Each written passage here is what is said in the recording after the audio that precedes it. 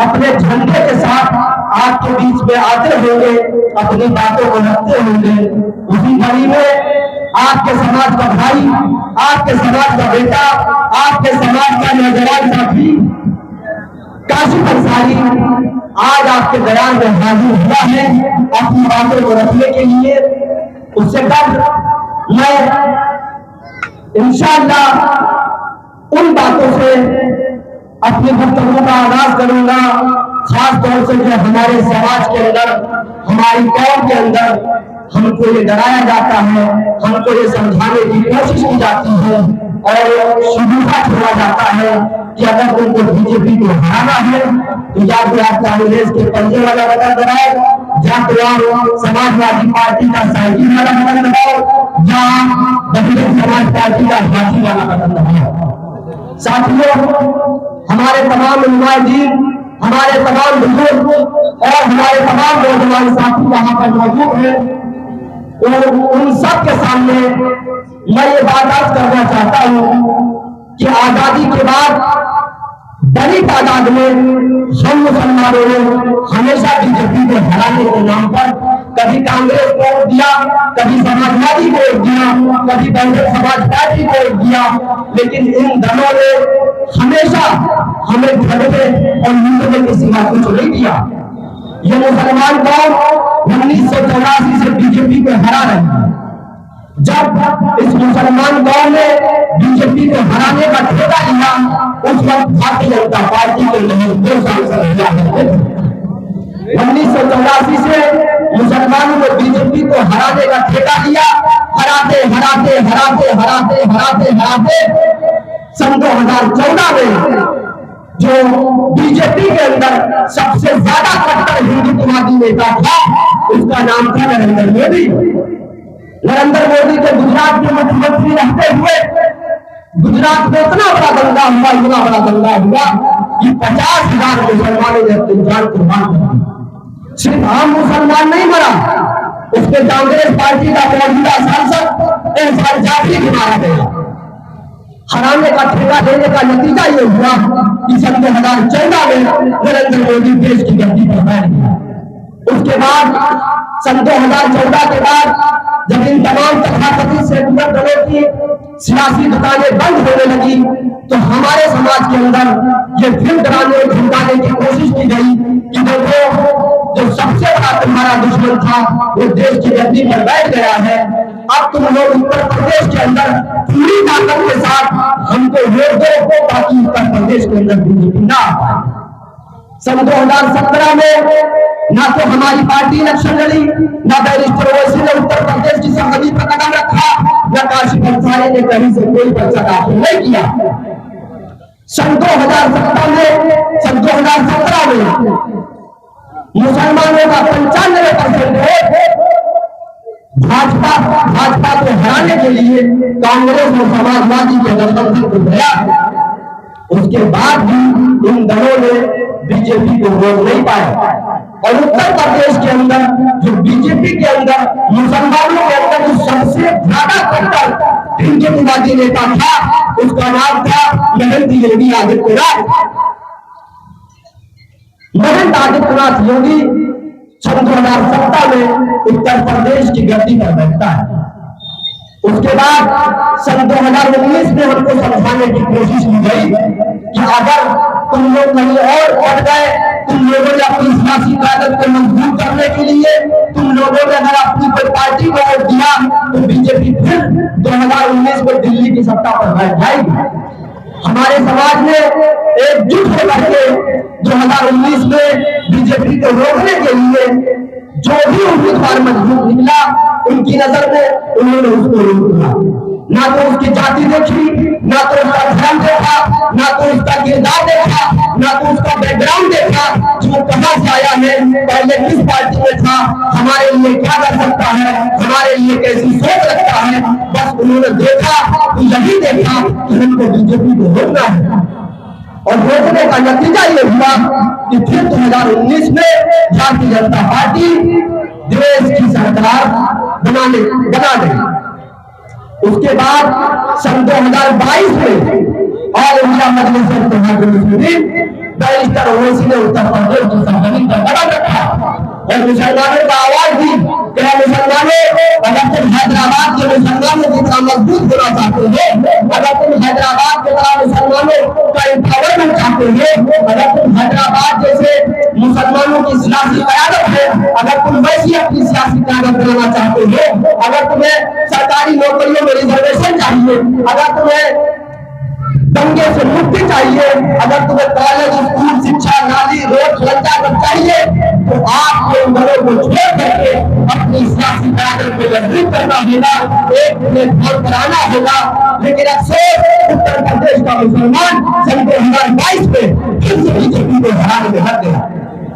सन 2022 के इलेक्शन में मैं सीतापुर की सेवटा विधानसभा से विधानसभा का चुनाव लड़ना चाहता था। हमने और काशिफ ने गली गली, नगर नगर, खेत खलिहान, रात हो दिनों 1.5 साल के हरा परचम लेकर के मुसलमानों को ढूंढते रहे कि मुसलमानों बहुत हो गया, हराने के नाम पर तुम लोग देते रहे, उसके बदले में तुम्हें कुछ नहीं मिला। इस बात तुम लोग इकट्ठा हो जाओ और हम लोग अपनी ताकत बना ले, ताकि जो सीतापुर के अंदर कोई भी मसला मसाइल हो तो तुम्हारे समाज के बीच में से कोई नेता पैदा हो जाए, कोई नौजवान खड़ा हो जाए, ताकि तुम्हारे हक और हकूक की लड़ाई लड़ सके। लेकिन जब चुनाव करीब आया तो हमारे समाज के जो ठेकेदार होते हैं, जो हमारे समाज के कुछ मठाधीश टाइप के लोग होते हैं, उन लोगों ने हमको समझाने की कोशिश की कि जावेद हाशमी माहौल ठीक नहीं है, अगर आपको 15,000 20,000 वोट मिल भी जाएगा तो यहाँ से भारतीय जनता पार्टी जीत जाएगी। मेरी लाख कोशिशों के बावजूद, मेरे लाख समझाने के बावजूद मैं यही समझाता रहा कि तुम्हारे हारने से बीजेपी हारती नहीं है, बल्कि और मजबूत करके, ताकत बदल करके लखनऊ और दिल्ली की गद्दी पर जाके बैठती है। उन्होंने कहा कि नहीं, आपकी उम्र कम है, हमारा तजुर्बा ये कहता है कि अगर तुम खड़े हो जाओगे तो बीजेपी जीत जाएगी। तमाम दबाव के बावजूद हम लोगों ने बैठने का फैसला किया। हमें मालूम था कि 20-25 हजार वोटों से बीजेपी यहाँ से कामयाब होगी। नतीजा ये हुआ सन 2022 में सिमटा का विधायक ज्ञान तिवारी बीजेपी के टिकट पर चुनाव जीत गए। जिन मुसलमानों ने सीतापुर के अंदर दूसरे दलों से आए हुए नेताओं को, कभी राठौर को, कभी राधेश्याम जायसवाल को, कभी नरेंद्र वर्मा को, कभी झीलबाबू को नेता माना, सरकार पलटने के बाद जाते उनके लड़के और लड़कियां बीजेपी की वोट पे जाके बैठ गए। अब मैं उन मुसलमानों से सवाल करना चाहता हूँ कि जिनके लिए आप हमसे लड़ने के लिए तैयार थे, जिनके लिए हमें बीजेपी का एजेंट आप करार दे रहे थे, पूछो उन लोगों से बीजेपी में जाके पूछ रहे।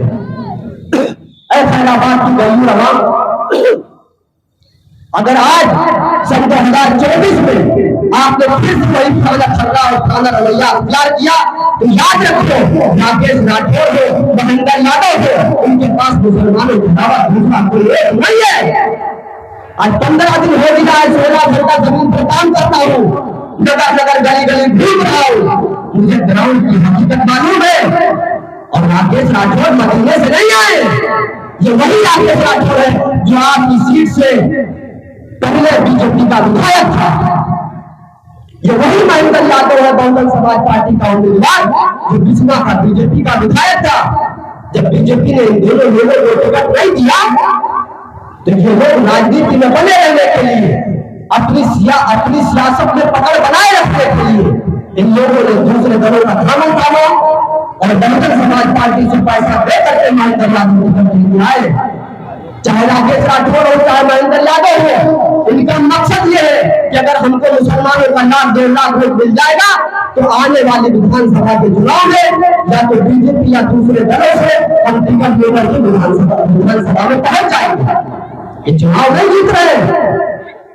मुसलमानों के अलावा जितनी भी छोटी जातियां हैं, जितना भी अपर कास्ट से गैर मुस्लिम समाज है, उसके घर में खाने को नहीं है, छप्पर में फूस नहीं बचा है, खेत खलिहान चरवाहे जानवर साफ किए दे रहे हैं, बाप का अच्छा फटा जा रहा है, लेकिन फिर भी लड़का मोदी के अलावा दूसरा नजर नहीं आ रहा उसको। यह हम मुसलमानों को समझने की जरूरत है। और मुझे एक एक बात अगर कहीं गलत लगे, आप बिना कानून का पकड़ सकते हैं, मेरी बाइक छीन सकते हो। कुछ हमारे समाज के लोग जब हमें उसे वोट की अपील करने जाते हैं तो वो कहते हैं कि आप लोग बीजेपी के एजेंट हैं। ऐसा कर दो, आज तुम्हारे इलाके में हमारा मन सीधा हुआ है, हमसे वन टू वन बहस कर लो। अगर तुम ये साबित कर दोगे काशिफ अंसारी बीजेपी का एजेंट है, जावेद हाशमी काशिफ अंसारी घाटी छोड़ देगा। राजनीति में इसलिए नहीं आए कि हमको सत्ता की मलाई चाहिए। हम राजनीति में अगर काशिफ अंसारी जावेद हाशमी ने अंदर की तरफ कदम जमाया है तो आपके मान सम्मान के लिए कदम जमाया है, आपके हक और हकूक की लड़ाई लड़ने के लिए कदम जमाया है, आपके मस्जिदों की, आपके मदरसों की, हमारे उलमाओं की, दाढ़ी की, टोपी की, हमारी मां और बहनों की इज्जत के लिए काशिफ अंसारी जावेद हाशमी ने कदम रखा। किसी मुसलमान के ऊपर तहमत लगाना ये भी बहुत बड़ा जुर्म है, और इस जुर्म की सजा यहाँ नहीं तो उनको भी अदालत में आपको गवाही देना पड़ेगा। हम लोग बेवकूफ नहीं है, हम लोग दीवाने नहीं है, हम लोग पागल नहीं है। अल्लाह ने हमारे अंदर की सलाहियत दी है, हमको अल्लाह ने बहुत सारी चीजों से नवाजा है। आज एक महीना हो गया है, घर बार छोड़ के, बीवी बच्चे छोड़ के, माँ बाप को छोड़ के, कारोबार को छोड़ के आपको समझाने के अगर मेहनत कर रहे हो तो हमारा मकसद है कि सीतापुर के मुसलमानों, तुम 4.5 लाख हो, अगर एक प्लेटफॉर्म पर आ जाओगे, किसी माँ के गले में हिम्मत नहीं है तो तुम्हारे समाज के बेटों को चुनाव में खड़ा दे। हमारा नबी है, हमारा कुरान है, हमारा अल्लाह है, हमारा दीन है, फिर भी हम एक नहीं है। और जो कौम एक नहीं होती है, मुत्तहिद नहीं होती है, उसके ऊपर जालिम बादशाह मुकर्रर कर दिया जाता है। ऐसा से कमजोरी से बाहर निकलो। अगर तुम्हें हमारी बात समझ में नहीं आती है, तुम चले जाओ फलस्तीन के अंदर, चंद मुट्ठी भर लोग जिनके घरों से झंडे उड़ा दी गई है, जिनके माँ और बाप को शहीद कर दिया गया है, जिनके बच्चे को माँ को अलग कर दिया गया है, वो भी इजराइल की गुलामी करने के लिए तैयार नहीं है। यहाँ जंग किस बात की है? जंग इसी बात की है कि तुम हमारी गुलामी कबूल कर लो, हम तुम्हें खाना देंगे, तुम्हें खा देंगे। मैं गाजा के मुसलमानों को सलाम पेश करता हूँ। और ये वो धरती है, ये खैराबाद की वो सा जमीन है जहां से अल्लामा फजल हक खैराबादी पैदा हुए, जिन्होंने देश में रुमाल की तहरीक निकाली। आप उन्हीं के वंशज हो, उन्हीं के जाते हो। अगर आज तुमने काशिफ अंसारी के हाथों को तकलीफ कर दिया तो कल तुम्हारी आवाज बढ़ने के लिए कोई नहीं आएगा। तुम जिनके लिए हमसे लड़ते हो, ये रात में कर जाते हो, चुनाव हारे और जीतने के बाद तुम्हारा हाल पूछने नहीं आएंगे। जब मस्जिदों से लाउड स्पीकर उतारे जाएंगे, जब मदरसे बंद किए जाएंगे, तो तुम्हारी माँ बहनों की गाली दी जाएगी शीशे वाली मस्जिद के सामने। तब काशिफ अंसारी और जावेद हाशमी खड़ा था और काशिफ अंसारी ने हमको फोन किया, और काशिफ अंसारी ने हमको फोन किया कि जावेद हाशमी साहब, खैराबाद के अंदर एक बाबा ने आतंक मचा रखा है, हमारे मुसलमानों को गाली दी जा रही है। मैंने कहा खैराबाद के अंदर तो मुसलमान बहुत है, ताकतवर है, पैसे से भी ताकतवर है, बल से भी मजबूत है, धन से भी मजबूत है, कारोबार से भी मजबूत है। वो लोग कहा थे? बोले किसी ने कुछ नहीं बोला। हमने कहा याद रखो काशिफ अंसारी, 3-4 दिन बचे इनके, इन हम लोगों के घर में नहीं होगी। काशिफ अंसारी ने कहा ऐसी हजारों ईंटें कुर्बान, जो हमारी उम्मत के ऊपर अगर बात आएगी तो तुम भी तैयार हो, हम भी तैयार हैं जेल जाने के लिए। हम लोगों ने जब जद्दोजहद की, नतीजा ये हुआ कि पूरी दुनिया के अंदर वो वीडियो वायरल हुआ और आप सब ने देखा 1 हफ्ते के अंदर वही बाबा जेल की सलाखों के पीछे चला गया। जो हमारे कारनामे हैं, ये हमारे कारनामे हैं। सेवता विधानसभा के अंदर एक गांव पंचायत कुछ होगा, 90 बीघा जमीन थी, ईदगाह और बगल से कब्रिस्तान की। वहां पर एक हिंदूवादी नेता साथी प्राची मीटिंग करके उस जमीन को कब्जा करना चाहती थी। काशिफ अंसारी ने इस जंग से कहा सुनो, अगर यहाँ पर हिंदू पंचायत होगी तो आज की तारीख में यहाँ पर मुस्लिम पंचायत काशिफ अंसारी करेगा। हम लोगों ने 90 बीघा जमीन मुसलमानों को वापस दिया। काशिफ अंसारी कौन है? काशिफ अंसारी नौजवान है, मैं संघर्षों का साथी हूँ। मैंने करीब से काशिफ अंसारी को देखा है। 25 साल की उम्र में जब लड़के हैं सुहारान की जिंदगी जीते, जब कारोबार के बारे में सोचते, जब शादी के बारे में सोचते, तब काशिफ अंसारी आपके बारे में सोचता है। काशिफ अंसारी के ऊपर 5 मुकदमे हैं, 5 5 मुकदमे हैं। ये मुकदमे कारोबार के नहीं है, वोट नाली खड़ंजे के नहीं है, झगड़े के मुकदमे नहीं है। जब एनआरसी का मुकदमा मोदी सरकार ने अपने मुसलमानों के खिलाफ, तो यही काशी कंसारी घंटा भर के अंदर एहतजाज धरना प्रदर्शन करता है और मोदी सरकार को ललकारते हुए कहता है कि अभी सीतापुर की धरती से ऐसे नौजवान है कि तुम्हारी आंखों में आंखें डाल करके या तो तुम्हें एनआरसी कानून वापस लेना होगा, ये हमारे सीने पर गोली चलानी होगी। नतीजा ये हुआ कि काशी कंसारी को 32 करोड़ का मुकदमा दर्ज होता है। इसी सीतापुर के अंदर एक नुपुर शर्मा जो गंदी और गंदी जहन की मिल्कियत रखती थी, उसने जब हमारे हुजूर के सामने उतारी थी काशी कंसारी सीतापुर हम आवाज छोड़ लेता है। नतीजा यह होता है इस सीतापुर को बुरे काशी कंसारी को मुकदमा दर्ज करती है। कोतवाली के अंदर नमाज का टाइम हो रहा था, काशी कंसारी ऐसे के कमरे में नमाज पढ़ता है, वीडियो वायरल होता है और हिंदूवादी ताकतों ने इकट्ठा होकर के काशी कंसारी के खिलाफ मुजाहरा किया और बिस्वा कोतवाली ने काशी कंसारी को मुकदमा दर्ज किया। इस तरीके से 5 मुकदमे और 5 मुकदमे के बावजूद लाख दुश्मनी और मेहनत के बावजूद आज भी आपकी लड़ाई लड़ रहे के लिए आपकी गली गली आपकी दुआएं भी ले रहा है, आपकी गाली भी सुन रहा है। अरे मुसलमानों, याद रखो अगर तुम हमको वोट देना नहीं चाहते हो, सन 2024 में इलेक्शन के बाद अफसोस करोगे कि हमने जिस राठौर के लिए अपने समाज के बेटे का दामन छोड़ा, जिसका ये लड़का वही है जो आज भी हमारी लड़ाई लड़ रहा है और राकेश राठौर कहीं नजर नहीं आ रहे। अगर आपकी समझ में ऐसे नहीं आ रहा तो इससे पहले वाले इलेक्शन में आपने लखनऊ से आए हुए बाहर के आदमी नकुल दुबे पर भरोसा किया, उसके बाद अगर किसी ने शक्ल देखी हो तो जावेद खान की बाइक छोड़ देगा। किसी ने देखा? आप तिलक वाले पर तो भरोसा कर सकते हो, लेकिन एक कहानी वाले पर भरोसा नहीं कर सकते। हम किसी धर्म, किसी जाति, किसी मिल्लत और मजहब के खिलाफ नहीं है, लेकिन सबसे ज्यादा अगर उत्तर प्रदेश के अंदर किसी समाज के ऊपर जुल्म हो रहा है तो दाढ़ी और टोपी की क्या ये बात सच नहीं है? इन्हीं सब मुद्दों की लड़ाई लड़ने के लिए हम लोग नेता नहीं बनने आए हैं, हम लोग आपको जगाने का काम कर रहे हैं। इतने घने अंधेरे में एक दिया लेकर कहीं ऐसा ना हो कि दिल्ली की सारी सीटें आपके हराने के चक्कर में मोदी सरकार ले जाए। बीजेपी तो हमारी खुली दुश्मन है, उससे हम क्या शिकायत करें? वो तो कहती है कि हिंदी हिंदू, हिंदुस्तान मुल्ला भागो पाकिस्तान, उससे हमारी क्या शिकायत? हमारी शिकायत तो बेईमानों से है जो कहते हैं कि हम तुम्हारे दोस्त हैं, मगर अफसोस दोस्ती का दावा हमसे करते हैं मगर कत्ल भी हमारा करते हैं। ये वही पंजा है जिसके ऊपर 60,000 दंगों का इल्जाम है और इन दंगों में 1-2 लाख मुसलमान नहीं मारा गया। रिकॉर्ड ये कहता है कि आजादी की लड़ाई में जितना मुसलमान नहीं मारा गया उससे ज्यादा दंगों के नाम पर मुसलमानों को काट के फेंक दिया गया। तुम जिस अखिलेश यादव की रहनुमाई में अपना नेता ढूंढते हो, तुम जिसको अपना नेता मानते हो, उसी की सरकार ने मुजफ्फरनगर के अंदर सड़कों पर नालियों में रोडों पे आपका खून दे रहा था, कोई पूछने वाला नहीं था। और वही मुख्यमंत्री रहते हुए अखिलेश यादव सेफरी के अंदर आके नाच देख रहा था। अगर मुझे बात गलत हो बताओ, क्या बात सच नहीं है? ओवैसी साहब के हाथों को मजबूत करो, काशी कंसारी के हाथों को मजबूत करो। काशी कंसारी अगर दिल्ली को पार्लियामेंट में हारेंगे तो आपको लोगों हक की न्याय मिलेंगे। टाइम का, समय का ख्याल रखना है। अभी 2 हमारे लोग बोलना है, वो तेल ही अमानत है, जहां कहे भी हो वसूल कर लेना। माइक पर काशी कंसारी साहब जोरदार तालियों का मिलता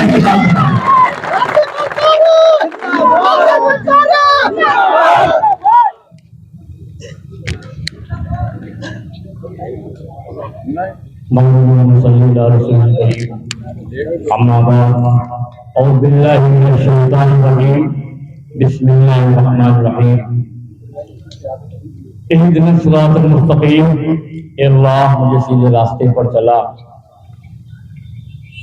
दायित्व तशरीफ फरमा प्रतापगढ़ से तशरीफ लाए पूर्वांचल प्रदेश अध्यक्ष जनाब इसरार साहब, जावेद साहब व मौजूद तमाम नौजवान साथी, बुजुर्ग, उलमाए दीन और जहां तक मेरी आवाज पहुंच रही मेरी इज्जतदार पर्दा नशीं मां बहनों, अस्सलाम वालेकुम।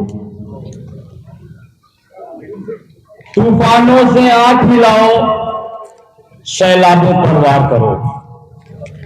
तूफानों से आंख मिलाओ, सैलाबों पर वार करो और मल्लाहों का चक्कर छोड़ो, तैर के दरिया पार करो। मौजूद सामीन, वक्त बहुत कम है। प्रतापगढ़ से तशरीफ लाए मुख्य अतिथि जनाब इसरार साहब को भी बोलना है। मैं 5 मिनट का वक्त लूंगा। इलेक्शन के महज 3 से 4 दिन बचे हैं। 13 तारीख को वोट होना है। फैसला हम सबको करना है कि हमारे लिए कौन सा नेता, किसको सांसद बनाना है, किसको अपना रहबर चुनना है, कौन हमारे लिए कायद बढ़िया है, कौन हमारी बस्तियों के लिए अच्छा है, कौन हमारे लिए, हमारे समाज के लिए हमदर्दी रखता है। हालात हद से ज्यादा खराब हो चुके हैं। मुल्क में अफरा तफरी का माहौल है। कोई भी हमारे समाज के लिए हमारी आवाज नहीं बनना चाहता। इस देश के अंदर गाय से ज्यादा सस्ता खून, सस्ती कीमत, सस्ती जान अगर है तो वो मुसलमान है। आज अगर हमको, हमारे उलमाओं को रुसवा किया जाता है, हमारी इज्जतों को पामाल करने के लिए बड़े बड़े जागरण किए जाते हैं, बड़े बड़े मंचों से गालियां दी जाती हैं, तो उसका सिर्फ एक मकसद है कि कोई भी आपकी एक आवाज नहीं। आज इस शहर में मैं खिताब कर रहा हूं, वो ऐसी पाक सरजमीन है, बड़े बड़े बुजुर्ग यहां से हुए, ऐसे ऐसे लोग यहां पर अल्लाह ने उनको जन्म दिया जो कि जंग आजादी में अहम किरदार निभाए। और उस पाक सरजमीन पे जो गठबंधन से प्रत्याशी राकेश राठौर जी ने एक ऐसे पाखंडी को पनाह दी जिसने इस शहर को तबाह बर्बाद करने के लिए पूरा मंसूबा बना लिया था 2018 में।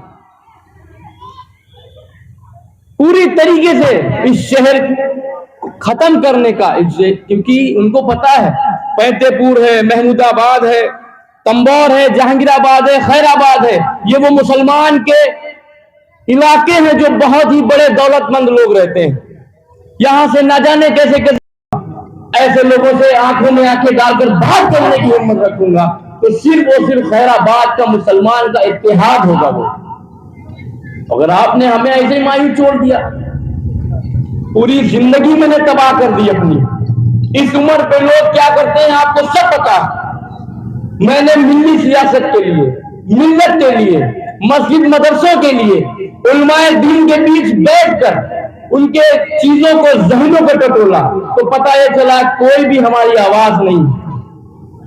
सब लोग हमारा फायदा उठाते हैं, सब लोग हमें ठगने का काम करते हैं। हम समाज को बताते हैं कि हमें बीजेपी को रोकना है, हम समाज को बताते हैं तुम्हारी कोई आवाज नहीं, लेकिन क्या होता है, वही समाज उलमाओं का दुश्मन बनता है, ओवैसी का दुश्मन बनता है, काशिफ का दुश्मन बनता है। बहुत बड़ी बात बता रहा हूं मैं, कोई जज्बाती तकरीर नहीं करना है मुझे, आज बुनियादी बातें करना है कि अगर तुम्हें उलमाओं से दूर किया गया तो समाजवादी, कांग्रेस, बसपा के मुसलमान जो नेता हैं, जो मुस्लिम दलाल हैं, वोट के सौदागर हैं, वो जाके वहां राठौर जी की, महेंद्र यादव जी की, राधेश्याम जायसवाल की चापलूसी करते हैं कि मैंने अपने लोगों को अपने मोहल्ले में बेवकूफ बना दिया, आप परेशान ना हो, वहां सब चुनाव हम जीत जाएंगे। ये ऐसे दलाल लोग, ऐसे वोट के सौदागर लोग, ऐसे लोगों से होशियार रहना है। आज ओवैसी साहब का मुझे फोन आया, मैं महमूदाबाद में था, बोले क्या चुनाव चल रहा है, तो मैंने बताया कि मैं अकेला हूं, 8 गैर मुस्लिमों में अकेला उम्मीदवार हूं। बोला कितना वोट है, मैंने कहा 4.5 लाख करीब। बोले क्या माहौल है, मैंने कहा अल्लामा फजले खैराबादी के सरजमीन से शुरुआत की, वहीं रुक रहा हूं और मुझे पूरी उम्मीद है इंशाल्लाह कामयाबी मिलेगी। मुझे दुआओं से नवाजा, मुझे दुआओं से नवाजा फोन पे, और कहा अपनी कौम को एक चीज ये समझा देना कि ओवैसी साहब, मजलिस इत्तेहादुल मुस्लिमीन के अलावा कोई भी तुम्हारी आवाज, कोई भी तुम्हारा हमदर्द न था, न है, न होगा। ये उनका पैगाम है, आपको पहचाना है। ये बैरिस्टर साहब की बात है कि आपको ये बता दिया जाए तो मेरे अजीज दोस्तों, बुजुर्गों, नौजवान साथियों, इशरार भाई को बोलना है, तबीयत हमारी बहुत खराब है, मैंने अपना वक्त दिया, ऐसे आतंकवादियों से लड़ा, ईदगाह का मसला आपका आया, मैं तब चौकी पे बैठा ला गया। अमित भट्ट एसडीएम यहाँ का था, मुझे ना जाने कैसी कैसी धमकी दी, मुझ पे एफआईआर लिखी, वो तो खैर बाद में एफआईआर लग गया, उस पे फाइनल रिपोर्ट। मैं हर मसले पे आपके खड़ा हुआ हूँ, चाहे ईदगाह का मसला हो, चाहे पाखंडियों का मसला हो, इमाम बाड़े का मामला हो, अल्लामा फजला खैराबादी के नाम से एक स्कूल का मामला हो, हर मुद्दे पे आपके लिए लड़ा हूं। पहली बार बैरिस्टर ओवैसी साहब ने और हमने आपसे कुछ मांगा है, आपका दौलत, पैसा, रुपया, कोई चीज नहीं, सिर्फ एक वोट मांगा है, एक वोट। और एक वोट वो कौन सा? ओवैसी के हाथों को मजबूत करने के लिए, काशिफ अंसारी के हौसले को मजबूत करने के लिए, हिम्मत को बढ़ाने के लिए, और मस्जिद मदरसों के लिए जो तमाम साजिशें चल रही हैं, ताले लगाए जा रहे हैं, उनके रोकने के लिए, उनके खिलाफ आवाज उठाने के लिए सिर्फ एक वोट मांग रहा हूं। मुझे उम्मीद है इंशाअल्लाह जब 4 तारीख को मैं वोटिंग काउंटिंग हॉल में होऊंगा, जब खैराबाद का नाम आएगा, जब खैराबाद का बक्सा खुलेगा, जब खैराबाद की मशीन पे काउंटिंग होगी, तो इंशाअल्लाह मुझे यही नजर आएगा कि ना राठौर साहब, ना यादव जी, ना राजेश शर्मा जी, यहाँ सिर्फ और सिर्फ काशिफ अंसारी चलेगा। मेरे भाई इंशाअल्लाह मेरा चुनाव निशान ऐसे आवाज नहीं आ रही, एक जोरदार नारा लगाइए, नारे तकबीर। इधर से आवाज ही नहीं आ रही, नारे तकबीर, नारे तकबीर, अल्लाह अकबर की सदाओं के साथ जब आप मुत्तहिदा तौर पर एक मुसलमान बन के, जैसे इमाम साहब कहते हैं अल्लाह अकबर, सारे लोग पीछे नियत बांध लेते हैं, जब इसी इत्तेहाद के साथ, इसी मुत्तहिदा तौर पर, मुनज़्ज़म तौर पर जब आप 13 तारीख को जाएंगे, ईवीएम पे 4 नंबर पर लिखा होगा मोहम्मद काशिफ अंसारी, उस पर लिफाफे का निशान होगा, जब वो आप बटन दबा देंगे तो ये सदाएं, ये अल्लाह अकबर इंशाअल्लाह जरूर कबूल होंगे। बहुत बहुत शुक्रिया। मजलिस हक खैराबादी की सरजमीन पर भाई काशिफ अंसारी की दावत कराने का मौका मिला। हम काशिफ अंसारी साहब का शुक्रगुजार हैं। साथियों, समय बहुत थोड़ा है, बात बहुत कुछ कहना, और हमने ये महसूस किया कि लगभग हमारा गठबंधन पूरे उत्तर प्रदेश में जिन सीटों की लड़ रहा है, उसमें अगर कोई जिंदा दिल नौजवान जो मजलिस का झंडा भी थामे हुए है और जमीन पर भी आपके हक हकूक की लड़ाई लड़ रहा है, तो सबसे पहला नाम काशिफ अंसारी साहब आता है। इसलिए मैं प्रतापगढ़ से चलकर 3 दिन से आपके इस इलाके में रुका हूं और आप लोगों से काशिफ अंसारी साहब को मजबूर करने की अपील कर रहा हूं। साथियों, जब भी चुनाव आता है तो हमारे मुस्लिम समाज में एक दिक्कत जो सबसे बड़ी है वो ये है कि उनको बताया गया, हमको समझाया गया, हमको पढ़ाया गया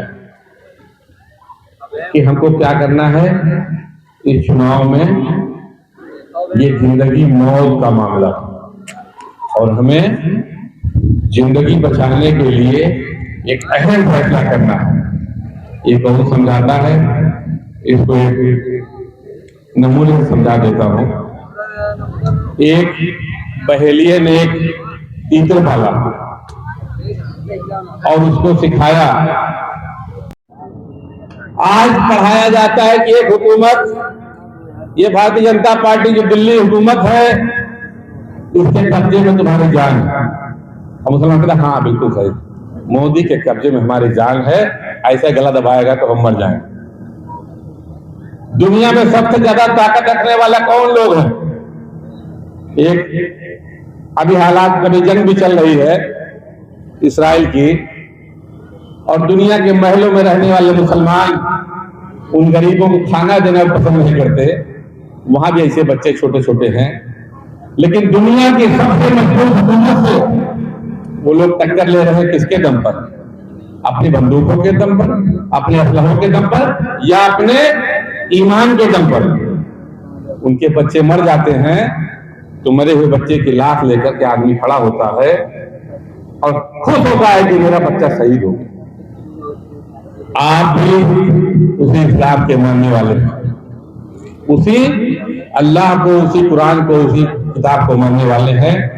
आपके दिल में ये डर कैसे पैदा हो गया कि एक दूध बेचने वाला जिसने बाबरी मस्जिद की खैर पे खड़े होकर आवाज दिया कि मुसलमानों मैं पहलवान हूं, तुम्हारी हिफाजत करूंगा, हमको वोट दो। आपने उसको वोट दिया, उसको मजबूत किया और दूध बेचने का कारोबार शुरू करके उनको हुकूमत में आ गई। एक मर्तबा नहीं, 4 मर्तबा हुकूमत में आई।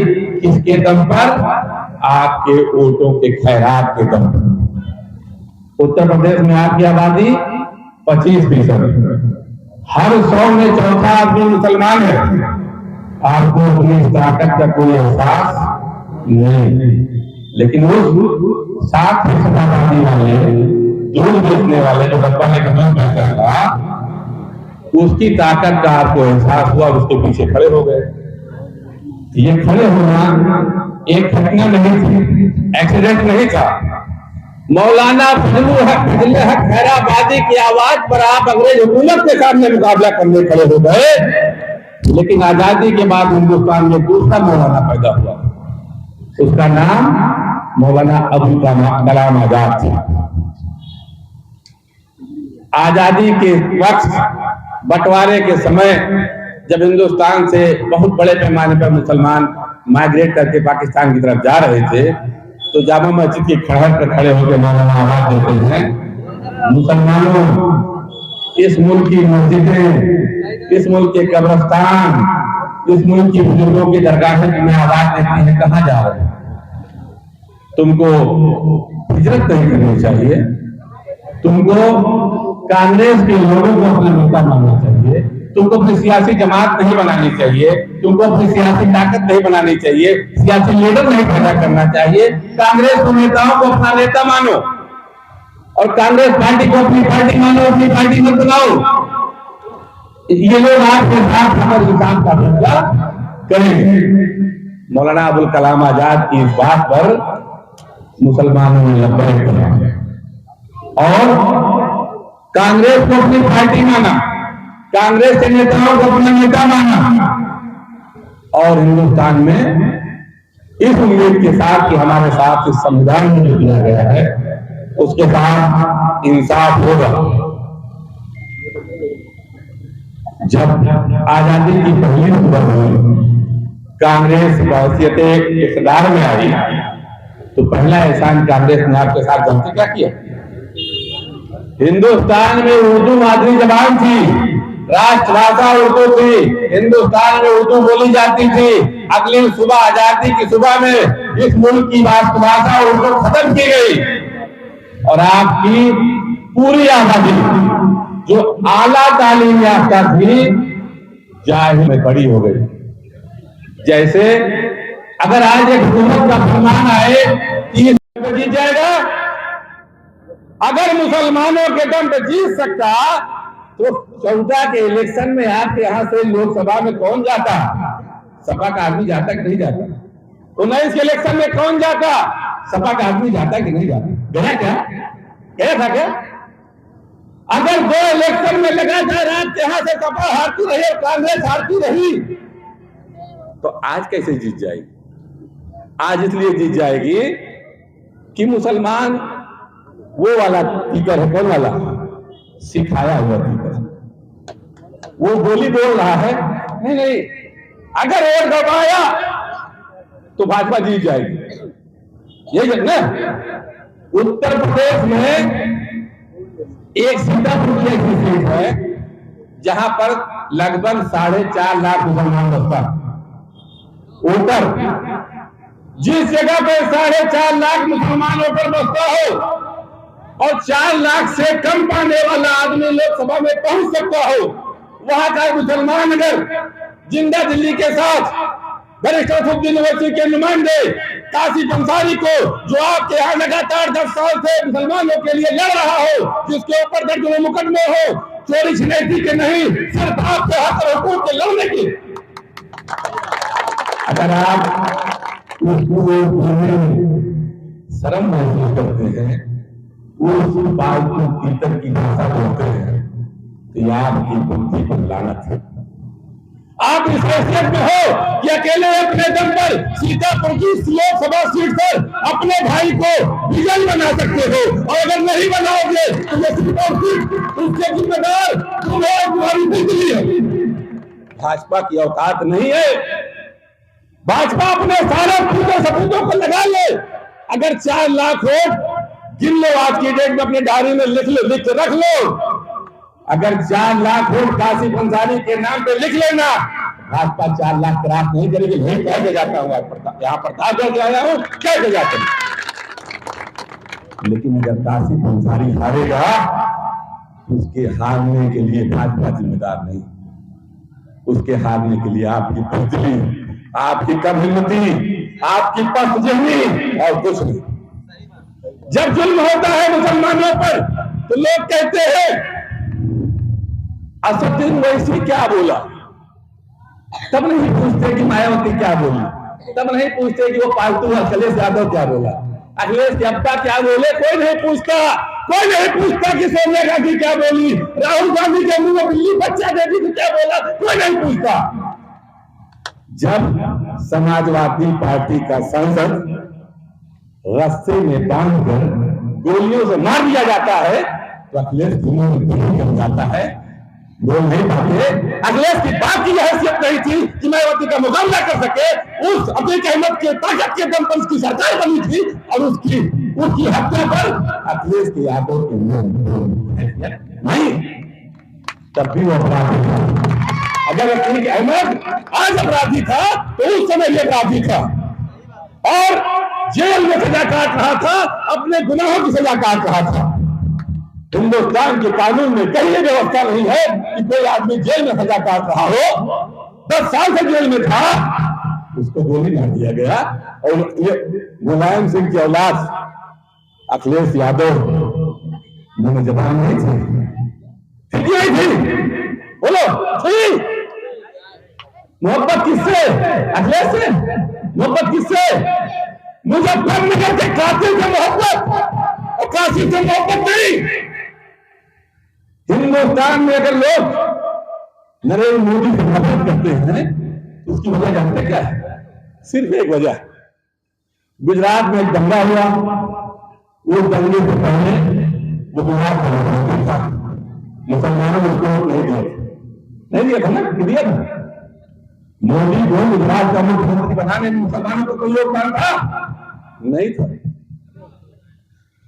गुजरात के दंगे का कातिल नरेंद्र मोदी, जिसने गुजरात दंगे में 2500 मुसलमानों का कत्ल कराया, उसकी वजह से आज आप भी भाजपा को अपना दुश्मन मानते हैं और मोदी को सबसे बड़ा दुश्मन मानते हैं।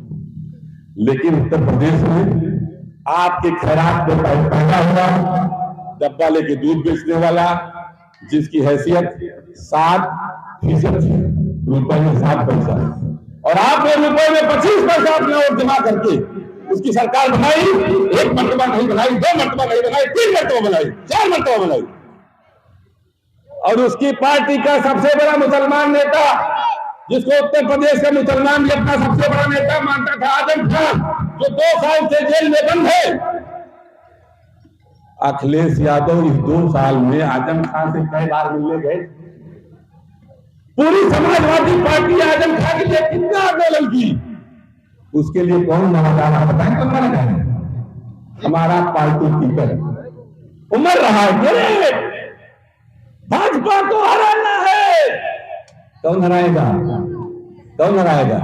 लंगड़ा पहलवान हराएगा, जिसके जूता नहीं हराएगा? क्या हैसियत है अखिलेश यादव की? 5 लोग पिछले लोकसभा में सपा बसपा का गठबंधन था। हिंदुस्तान की तारीख में सबसे मजबूत गठबंधन सपा गठबंधन बसपा गठबंधन होता था उत्तर प्रदेश में। कितने सांसद जीते? 5। एक आजम खान, एक शकील रहमान बर्क और तीसरा एक मुसलमान एसटी हसन, जिसको टिकट नहीं दिया आपके, वही ना। 3 मुसलमान जीते, यादव गढ़ जीते थे। अखिलेश यादव की औकात नहीं थी कि अपने यादव लाइन से जीतते। आजमगढ़ गए थे मुसलमानों की खैरात को जीतने। उसकी बीवी हार गई, उसका भाई भतीजा भाजपा में है, उसका चचा का उसका भतीजा भाजपा में है, और जो उत्तर प्रदेश का मुख्यमंत्री है उसके साथ दावत कौन खाता है? असदुद्दीन ओवैसी खाते हैं क्या? आजम खाते हैं क्या? मुलायम सिंह यादव उसके साथ दावत खाते हैं, अखिलेश यादव उसके साथ दावत खाते हैं, अखिलेश का चाचा उसके साथ दावत खाता है। और हमारा पालतू टीचर क्या कहता है? हमारा पालतू टीचर कहता है वोट मत खराब करो। अरे मजलिस वाले तो आए हैं वोट काटने। किसका काटेंगे? किसका काटेंगे? पालतू टीचर का। किसका काटेंगे भाई? हंसने के लिए नहीं कह रहा हूं, सीरियस बात कर रहा हूं।